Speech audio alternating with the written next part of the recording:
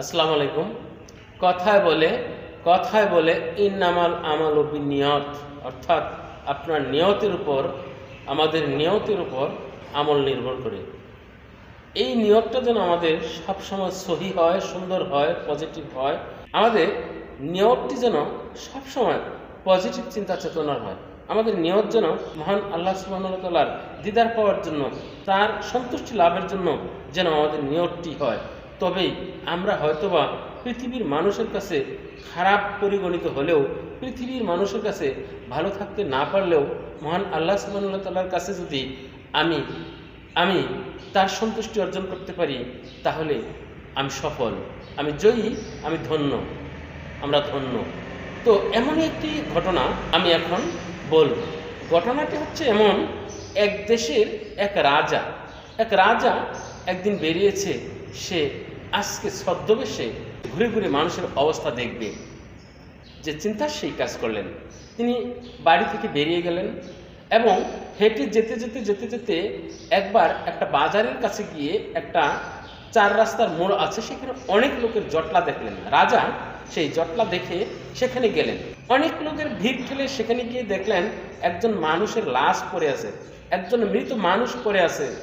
তো মৃত মানুষটি পড়ে আছে, কেউ তাকে ধরছে না, কেউ তাকে ছুঁইছে না, সবাই তাকে ঘৃণা করছে এবং বলছে, আহারে এই লোকটি এত খারাপ ছিল, এ আজকে মারা গিয়েছে।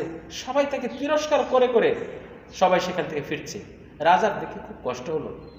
একজন লোক বলছে না যে এই লোকটিকে বাড়ি পাঠানোর একটা ব্যবস্থা করা হোক, অথচ তাকে তারা চেনে।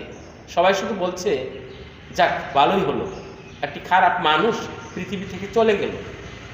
যা হোক, রাজা ভাবতেছে যে খারাপ হোক, সত্য খারাপ হলেও আমার একটি মানুষকে সৎকারের ব্যবস্থা করা হবে না, তাকে কবর দেওয়ার, দাফন করার ব্যবস্থা করা হবে না। এ কেমন নির্মম পৃথিবী, এ কেমন নির্মম পৃথিবীর নির্মম নির্দয় মানুষ। রাজা কিছু বলতে পারছে না, কিছু বলছেও না, কারণ সে তো রাজা। তো মানুষের এই ধরনের আচরণ দেখতে দেখতে রাজার একসময় খারাপ লাগবে। এই লোকটি যত খারাপ থাক, সে মারা গিয়েছে, এখন তার লাশটি অন্তত দাফন করার ব্যবস্থা করা হবে না, এটা কেমন হতে পারে? কি করলেন? রাজা নিজেই ওই লাশটিকে কাঁধে নিয়ে পাশের এক দোকানদারের কাছে জিজ্ঞেস করলেন, ভাই ওর বাড়ির ঠিকানাটা একটু দেবেন। সে এটাও দিতে চাচ্ছেন, বলছে না, ওর বাড়ির ঠিকানা দিয়ে কি লাভ হবে, ওর মতো খারাপ মানুষের পৃথিবীতে চলে গেছে, ভালো হয়েছে, ওর ঠিকানা দিয়ে কী করবেন আপনি? আপনি ওর ঠিকানার জন্য এত ব্যস্ত হয়ে পড়ছেন, ওকে ফালাইয়া দেন, ওই লাশ ফালিয়ে দেন। কী করবে রাজা? তো রাজা তার লাশ কাঁধে নিয়ে চলে গেলেন এখান থেকে অন্য একটি জায়গায় গিয়ে সেইখানকার মানুষের কাছে জিজ্ঞেস করলেন যে এই যে দেখেন তো, এই লাশের চেহারাটা চিনতে পারেন কিনা, এই মানুষটিকে চিনতে পারেন কিনা? তখন তারাও বলল, হ্যাঁ আমরা চিনি, কিন্তু লোকটি ভালো না, শুনছি খারাপ, তো মারা গেছে, ভালো হয়েছে, তো ওকে নিয়ে আপনি ঘুরছেন কেন? হ্যাঁ রে মানুষ, রাজা বলল, একটি মানুষ, সে খারাপ ছিল, সে মারা গিয়েছে, তাকে দাফন করার, সৎকার করার ব্যবস্থাটা করবেন, এ কেমন নির্দয় মানুষ? তখন তারা কোনোরকম বলে, জানো যে ওই পাড়ার অমুকের ছেলে, অমুক বাড়ির, সেখানে গিয়ে দেখেন পাবেন। তখন রাজা ওই লোকগুলির কথা মতো এই লোকের বাড়িতে গেল, বাড়িতে গিয়া ঘরের দরজায় টোকা দিল। তার ওয়াইফ বেরিয়ে আসলো। রাজার ওয়াইফ যখন ওই মৃত লোকটির ওয়াইফ যখন বেরিয়ে আসলো, তখন রাজা বলল, দেখুন তো আপনি এই লোকটির চেহারা চিনতে পারেন কিনা? তখন তো হাও মাও করে কেঁদে উঠছে ওই মহিলা, বলল যে আমার স্বামী। তখন ওই মহিলা তো আর চিনতে পারে না যে ইনি রাজা, কিন্তু তিনি ছদ্মবেশে জিজ্ঞেস করলেন, আসলে এই লোকটি এমন কি খারাপ কাজ করছে এই অঞ্চলে, যে এই লোকটির লাশটিকে পর্যন্ত কেউ সৎকার করতে চাচ্ছে না, দাফন করতে চাচ্ছে না।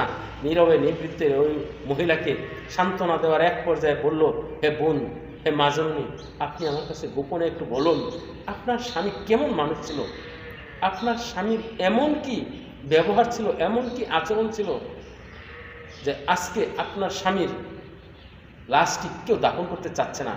মহিলা হাউমাউ করে আবারও ডুক রেখে কেঁদে উঠছে, বলছে, দেখুন আমার স্বামী অত্যন্ত একজন ভালো মানুষ ছিল, আমার চোখে দেখা এই পৃথিবীতে আমার স্বামীর মতো ভালো মানুষ আর নেই। রাজা অবাক হয়ে যাচ্ছে, এ কি বলে? যারা গ্রামের সকলেই সাক্ষী দিচ্ছে এই লোকটা খারাপ, আর তার স্ত্রী বলছে এই লোকটার মতো ভালো মানুষ এই পৃথিবীতে তার দেখা চোখে নাই। তখন বলল, দেখুন আমার স্বামী একটা ব্যবসা করতো, সে ব্যবসা করে সারাদিনের ব্যবসায় যে টাকা পাইতো সেই টাকা দিয়ে নিজের ঘরের বাজারের জন্য টাকা রেখে বাকি টাকাটা আসার পথে একটা মদের দোকানে যেতেন তিনি।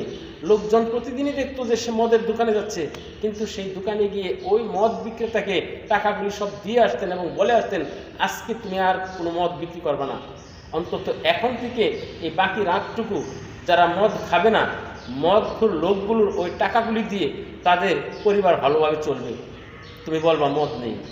এইভাবে সে প্রতিদিন ওই মদওয়ালাকে টাকা দিয়ে আসতো, আর ওই মদওয়ালা সে টাকা পেয়ে তখন মদ বিক্রি করা বন্ধ করতো। এটা আমি জানি, আমার কাছে স্বামী গল্প করছে। আরেকটি কাজ করতো, পাশে আর একটা পতিতা পল্লী ছিল, সেখানে নষ্টা নারী ছিল, সেখানে অসংখ্য লোক গিয়ে সারা রাত মদ গাঁজা খেয়ে আনন্দ ফুর্তি করে সমস্ত টাকা সেখানে ফেলে আসে। সেই পতিতা পল্লীতে গিয়ে তিনি বাকি টাকা সেখানে দিয়ে আসতেন। বললেন যে এখন থেকে তোমরা আর কোনো অবৈধ কাজ করবে না, এই নাও তোমাদের টাকা দিলাম, তোমরা এই টাকা দিয়ে বাজার করবে, ভালোভাবে চলবে, কিন্তু আমার টাকা পাওয়ার পরে তোমরা আর কোনো খারাপ কাজ করবে না। ওই পতিতাগুলি তখন থেকে আর কোনো খারাপ কাজ করতো না, কিন্তু তাকে প্রতিদিন টাকা দিয়ে আসতো। এইভাবে সে যখন চলতে লাগলো, তখন তাকে প্রশ্ন করা হলো, আপনি এমন করছেন কেন, আপনি এইভাবে টাকাগুলি উড়াচ্ছেন?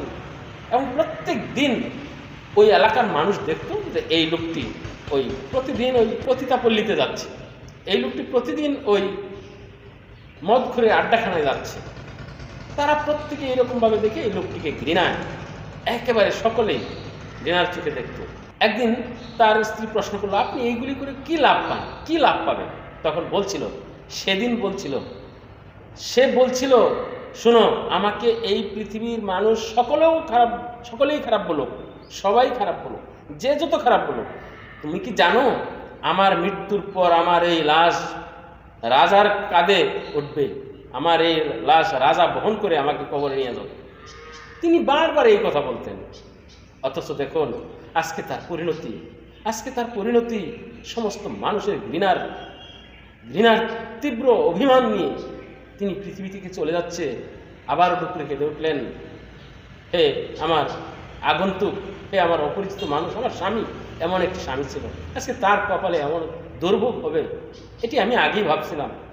কিন্তু সে সবসময় বলতো, বিশ্বাস করো তুমি, তার স্ত্রীকে সবসময় বলতো, তুমি বিশ্বাস করো, তুমি আস্থা রাখো, আমার লাশ রাজার কাঁধে উঠবে, আমার লাশ রাজা এসে দাফন করবে।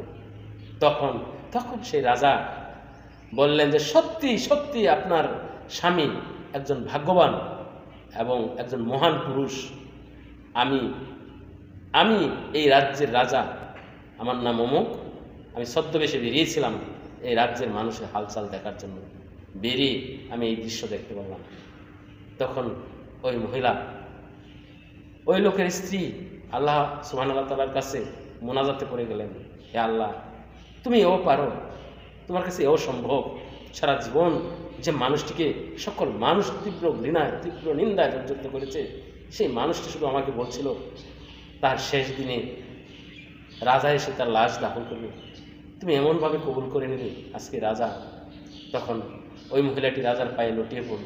রাজা তাকে দাফন কাফন সম্পন্ন করে তার চলার জন্য, ওই মহিলার চলার জন্য সমস্ত ব্যবস্থা করে তারপরে তিনি গেলেন, এবং এলাকায় ব্যাপকভাবে প্রচার হয়ে গেল, এই রাজ্যের রাজা এসে এই লোকটিকে দাফন করেছে।